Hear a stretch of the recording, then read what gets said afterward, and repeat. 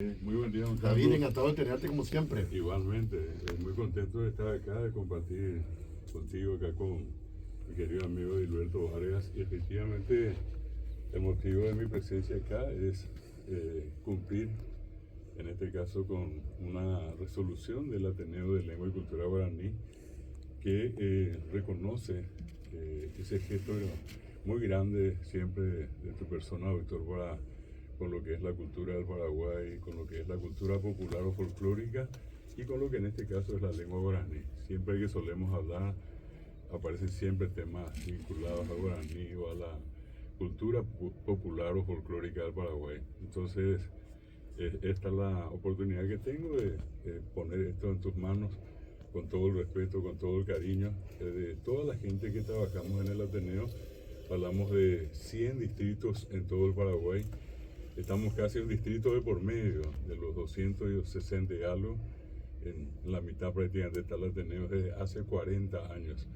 Y repito, es una distinción para las personas que, como en este caso tu persona, son para nosotros referentes valiosos en la promoción, la difusión y el fortalecimiento del guaraní en los medios de comunicación. Así que, doctor, quiero entregarte esto. Bien, ahora el doctor David Galeano Olivera hace entrega entonces de este reconocimiento al doctor Carlos Martínez, aquí en Radio Caritas Universidad Católica, y vamos a escuchar qué nos dice a propósito don Carlos. Debo decirte, David, yo tengo ahora mismo casi 68 años. He recibido a lo largo de mi carrera periodística muchas distinciones, pero de todas ellas, la que más me emociona es esta. Te voy a decir por qué esta es la que más me emociona en mi vida. Yo, como sabes, no hablo guaraní, pero soy muy solidario con la difusión del idioma guaraní porque creo que forma parte de algo que si perdemos los paraguayos nos perdemos a nosotros mismos.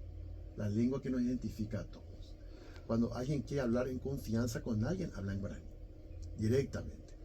Además, las letras que me traducen de las guaranías paraguayas en guaraní son de una hermosura fantástica.